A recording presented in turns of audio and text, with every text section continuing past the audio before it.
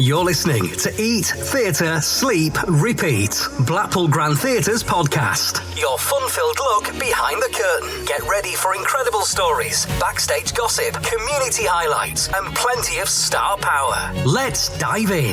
Hello and welcome to Eat, Theatre, Sleep, Repeat podcast. My guest is Blackpool Grand Theatre Panto royalty Steve Royle and winner, of course, of Best Comic at the Pantomime Awards 2025. Now, a huge congratulations from everyone at UK Productions and Blackpool Grand Theatre as well for that, Steve. Thank you so much. Yeah, it's been a long time coming on it, I suppose. It certainly has. Chuffed to bits, though, yeah, I am. So let's start there. Let's start with the high of the awards for Best Comic at the Pantomime Awards earlier this month.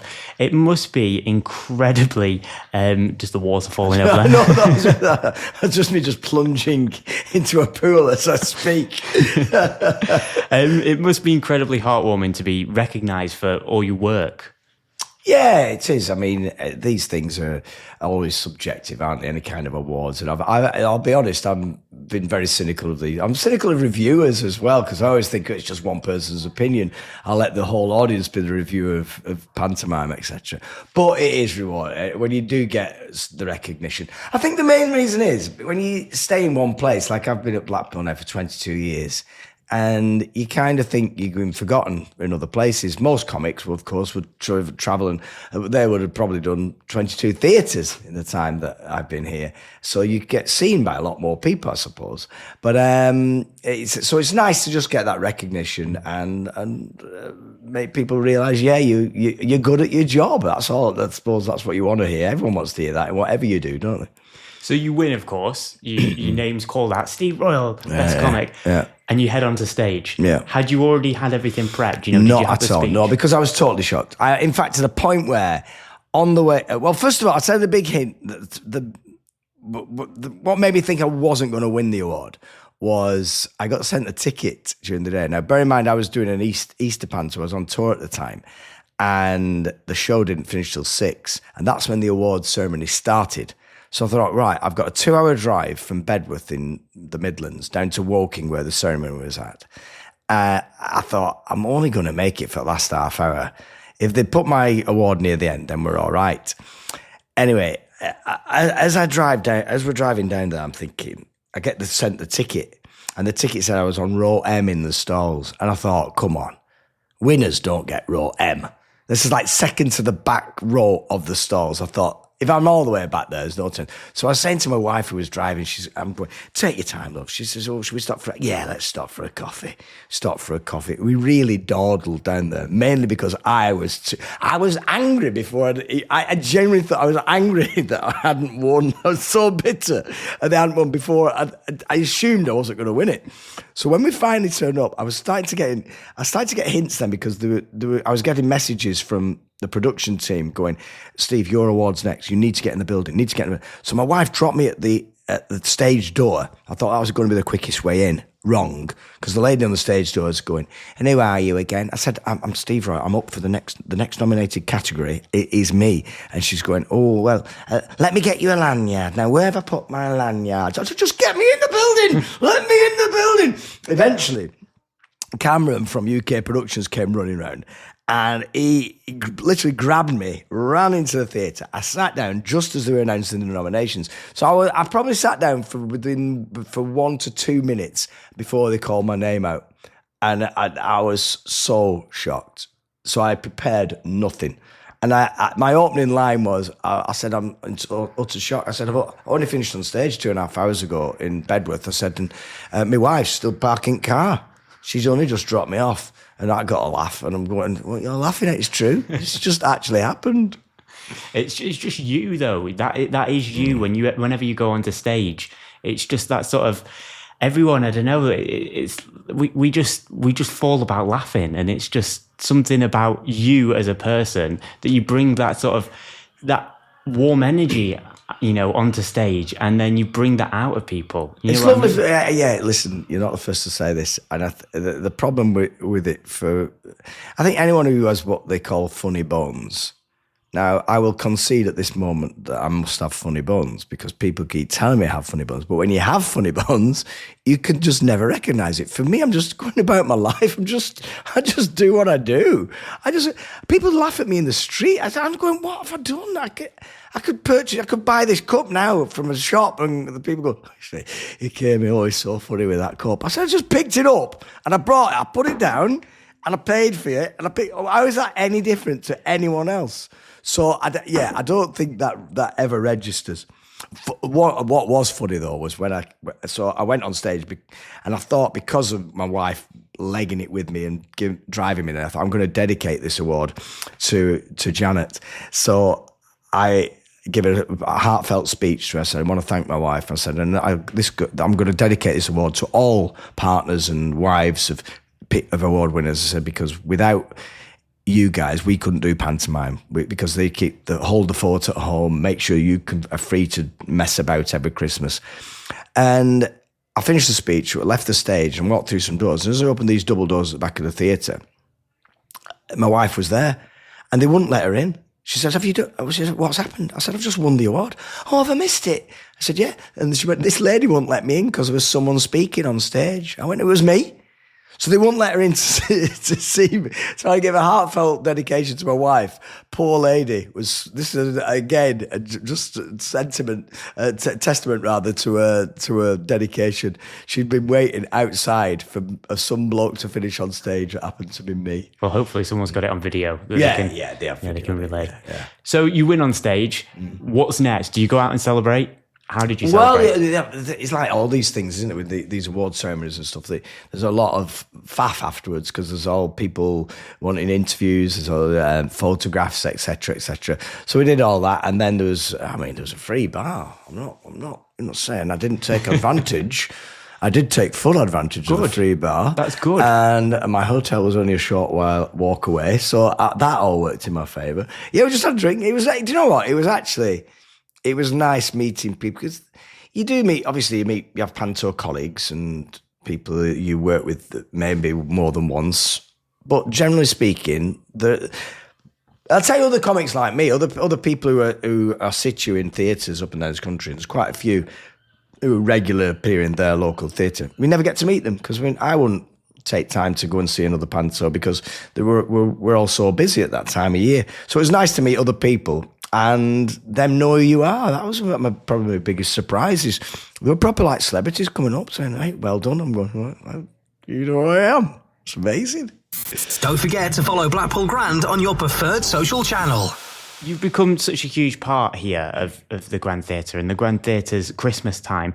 What is it that keeps you coming back here every year? I mean, I suppose it's a question that you're asked quite a lot, but is there anything that you can pinpoint on just why here in Blackpool is just so... Well, I'll tell you, I did a pantomime movie. It's got a wife and 3 kids and they're very demanding.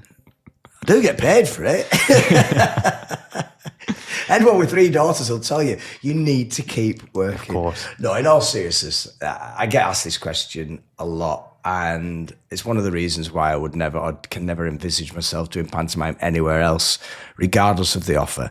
I am a big lover of history. I studied history at university. I've got a degree in history, and it's something that I also feel very passionate about. I love going to any historic building, and this is one of them. This is a beautiful building to work in, and to be a part of its history. I think I'm more anxious. I mean, awards are lovely right now in the immediate, in the moment, if you like, but in the long term, I love the fact that I have some kind of legacy now. And when history books write about the Grand Theatre in Blackpool, I don't think they'll be able to write it without mentioning the pantomimes that I've done here. So because I think I performed on that stage more than anyone else. When I first started here, I would never have dreamed that. Just to perform on the stage once would have been enough for me back then. But to have done summer seasons and pantomime here for so many years, it's incredible. And I look also at the people who've gone before me. There's the amazing steps that, if you get a tour of it, if anyone ever gets a tour of the Grand Theatre, will know there's a route through from one side of the stage to the other where you go down some old stone steps, and every time I walk down there, I feel the history. It's seeping out the walls. You feel the people who've walked down those steps before you. Classic comedians like Dan Leno back in the early century. He was one of the pioneers of pantomime. He's been on this theatre. Tommy Cooper, Les Dawson, just so many. Ken Dodd, of course. So many comics who've gone before me. And so to be a little bit a part of the history of this building is definitely what keeps me coming back. And the audiences love you and adore you. Do you feel that when you go onto stage here in Blackpool? Do you know what? It's funny. The opening night every single year, that's a lot to do with the rehearsal process of a pantomime. People think pantomime's just thrown together. The more ignorant people genuinely think we go up on stage and mess about, because it does sometimes look a little bit like that. But the rehearsal period is so intense, and you spend so much time repeating the material that by the time it comes to opening night, you're just anxious for an audience, because there's so many, especially for me, having to rewrite all my sections and all the jokes and stuff every year. Usually, because they're new and fresh, I've never actually tested them in front of an actual audience. So it's not until that opening night. So there's always nerves on the opening night. I always get that. And again, I don't know what you might call it, modesty or whatever you want to call it, but I generally don't see that people just are naturally going to go. I think it's the way my brain's wired. I go on stage thinking, oh, they're not going to like me this year. I don't never assume they're all going to. Do you know what I mean? Do you know what I mean? So I never take it for granted. I thought is the key, but I do thrive off the energy. And opening nights are always good fun, because there's always the very loyal audience here at the Grand as well. A lot of people who come back to see that opening night. But throughout the whole run, we just get great crowds, and it's nice when I do walk on stage and I get a cheer before I've done anything. That's when you go, oh yeah, it's like coming home, isn't it? It is my second home, in all seriousness. It genuinely is my second home, because I probably spent more time in this building than any other house, any other building other than my own house. It is mad to think that. I mean, 22 years already, going into your 23rd this year, over 1,000 shows that you've done on this stage here. Yeah. It is a piece of history. Yeah, I mean, you add up the hours, I suppose. You're talking, each pantomime's like at least 2.5 hours, if you include the interval that you're in the building, and probably on stage for a good 3/4 of that. So you're probably talking like well over 3 hours a day all the way through the pantomime season. And so it probably works out several years that I've been on the stage here. Welcome to your favourite podcast, Eat, Theatre, Sleep, Repeat. So with that, you've shared the stage, of course, with many legends, many different people from all walks of life, really, whether they're new actors coming in to the stage, into the theatre business, or people who have been on TV and things like that. Is there anyone on your bucket list that you would sit there and think, even for Beauty and the Beast this year, is there anyone that you sat there like, I'd love to work with them? They will be the top person to work with. Oh, there are so many. I was just having a discussion before with someone about how funny Bob Mortimer is just as a person, and I'd love the opportunity to do something with him. But I think I'd probably be in awe of him and end up just being in his shadow, because I just think he's so good. Sir Ian McKellen's would be great, just to get that. I do like, I'm thinking of names we've had here in the past in pantomime: Amanda Barry, Sue Pollard, Mel Walters. These actresses and actors as well we've had with so much experience, and I love that. I love to learn.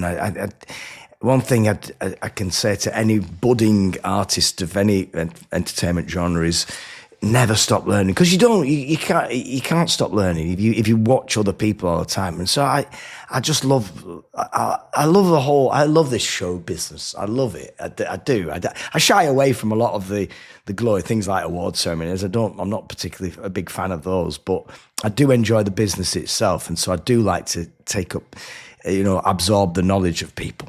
But in terms of anyone else that I'd like to perform with on the stage, again, do you know what? I think rather than perform with someone in pantomime, I think I would love to do more. When we did the Dan Leno play a few years ago, that was very rewarding in the sense I was finally doing something serious on stage. So I think I'd like to be taken seriously as an actor. But that's probably my own insecurities there, thinking people don't take pantomime seriously enough. I don't know. I think I would love to perform on stage with someone like Dame Judi Dench or someone like that. She's absolutely brilliant. She'd be great once. And that's like I said, Serena McKellen, someone like that. Or any of the Bonds. I'd love to. I'm a big James Bond fan, so Preference? Any form of Bond, eh? Any form of Bond. Any form of Bond. Even Pierce Brosnan after Mamma Mia, because still not forgiven him for doing that film. He was James Bond, and the next thing is prattling around singing songs on a Greek island. That's not what James Bond does. No. Upset me, that. Book your tickets now at blackpoolgrand.co.uk. So, Beauty and the Beast this year at the Blackpool Grand Theatre. It's only been done once before, I think, by yourself. We premiered it. Well, that script, we were the first to do it. And at the time, it was really exciting because obviously it was a brand new pantomime to UK productions. And but it did at the same time have teething problems. I remember there was one scene, a baking scene, that involved bread coming out of an oven and getting longer and longer. And all through rehearsals, we did a full week of rehearsal without these breads. So it's coming, the bread's coming on when we get the props delivered on Sunday, and then the delivery came, and then they'd forgotten to put the bread on. So we had to change the whole scene. So I've never done that scene. Whether it's in the Panto this year, I don't know. I've not seen the script yet. But I did actually do the Easter Panto tour I did last year was Beauty and the Beast. And I've forgotten what a great story it is. And it is really, I just feel sorry for whoever gets the part of the Beast, because it's what a task that is. Because basically you appear in the first 2 seconds or 2 minutes of the panto as a prince, and then you cover your face then for the next 2 hours with a mask. That takes some. I couldn't be doing that, I'll tell you now. But yeah, so I think it's a cracking story. It's always a great story. And it's a good one as well. It's a good one to take a pop at the French. We can have a pop at the French with this one. It's all set in France, of course. Louis Leplanc is my name. Of course, and that's your character. Yeah. And you've obviously played him before. Do you find it more of a challenge having played those characters before? You know, I think there's a temptation to just regurgitate what you did before, but I don't tend to do that. I never rest on my laurels in that sense. I do try to find something different, and again, I think we tend to do here at the Grand. I think it's 5, 6, maybe 7 pantos that we repeat then every 7 years or so, and it seems that is just. I think my memory. I have a 7-year memory span. I think, in other words. By the time it comes to 7 years, I've totally forgotten what I did. So you ask me now what I did in Peter Pan last time, which was, I think, 6 years ago. I could tell you everything. This time next year, I'd have forgotten it all. It's gone. It's just the right gap for me to have to regenerate. You know. So is it like a fresh take then for you? Yeah, exactly. Almost? That is exactly what it is. I do a fresh take on the whole Louis Leplanc thing this year. I'll think of a new way. I have had, I don't want to give too much away here, but for several years now, I've had a really good idea for an entrance, because they're those the big things for me are the song sheet at the end with the kids. I have to think of something new for that, which usually relates to a big song of the year. So whatever big songs are coming out, so as last year, of course, was that Hot to Go one, HOTTOG, which happened to fit. Well, exactly, because it fitted. I listened to that in the radio and in the car one day, and I heard it on and I went. And I was listening to the HOTTOGO, and I went, hang on, my character's buttons, BUTTON, it fits. And CINDERS, cinders, buttons. And that was what created that song. So for the song sheet, I look for influences from songs and things that happened during the year. And then the other bit is my entrance. And there's one particular entrance, like I said, that I've had in my mind for several. It involves a prop. And it involves coming in from the audience, and that's as much as I'm giving away right now. But it might be that this is year I finally get it in. Well, we'll keep an eye out for it this year. Very exciting stuff. And when do you begin your preparations, like your own personal preparations? Is it prior to rehearsals, I'm guessing? Oh, yeah, way prior. I usually get sent the script around July, August time. I like to try and have it on my summer holiday, and that's my little holiday project, if you like. I read through it slowly and dissect. And I don't just look at my own parts as well, I look at other people in it, because I'm not one to just think I want all the jokes. I do like to spread it out and see if I can see an opportunity for the Beast, for example, is to have a good funny line or something which is slightly out of character with the Beast, then I'm more than happy to pop that in. So I start writing in that. In terms of my own bits of material, it never stops, constantly. I think when you are a comedian in general, you never switch off. You're always looking for the funnies in things. And I'm always looking, I suppose it intensifies around about September time. Suddenly you get the summer holidays out of the way and you go, hey, it'll soon be Christmas. And let's face it always comes around quicker every year, doesn't it? So by September, I'm properly thinking. And then in October, the dance school, the wonderful Barbara Jackson's Theatre Art School, where we get the kids from. I'm giving a secret away here now, but my kids been there for years. And I have to learn the dance routines with the kids because that is the one thing in pantomime that kills me every year. For some reason, my body just won't. They can show me 50 times right, you're 2 steps that way, click your finger, do this, or whatever, spin round. It's just too much for it, and I have to learn that at the same level as the kids. So I learn those. If I can nail all the dances before we start rehearsals, it saves a lot of faffing and a lot of embarrassment come opening night. So usually, so I proper start rehearsing in March. There was one year where I started rehearsals earlier than ever, and that was September. I spent 2 months, at least 2 months, maybe 2.5 months, learning to roller skate with Dan Whiston, because Dan Whiston was the prince, and we had this great idea, and it was one of the highlights of my time here in the Grand Theatre, was when we did the Bolero. We recreated it, and I had like my wig coming off. I was obviously playing the Jane Torville part to his prince and to his Christopher Dean, and we had to obviously go meet up in studios, and he taught me to roller skate basically. And I had a full 2 months of rehearsals. Every week we'd meet up for a few hours, and eventually I nailed it, and it was great. So that was the longest rehearsal period, if you like. Amazing. Well, thank you so much for stopping by and chatting to us today. A pleasure. We really appreciate it. Of course, best comic, Steve Royle. This year's Pantomime Awards. I mean, I'm imagining you sleep with that. You take that everywhere. Do you know what?